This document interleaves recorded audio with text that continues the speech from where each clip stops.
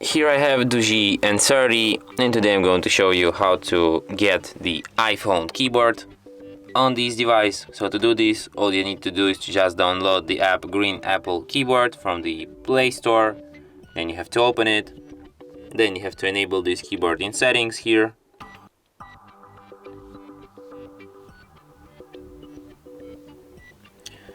Then you have to switch input methods from the Gboard to this Apple keyboard and then tap finished.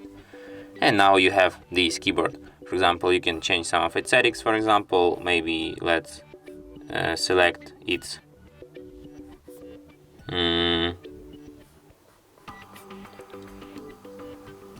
theme. For example, let's set it to be like military green.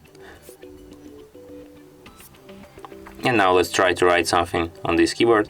And as you can see, now I have my keyboards just like on the iPhone. Wow, unbelievable. And also the emojis. I can't believe my happiness. But unfortunately some of the latest emojis are not included here, but maybe after some update you will see these emojis too.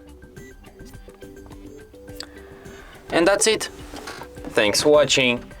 If you find this tutorial useful, don't forget to hit that like button and subscribe to our channel.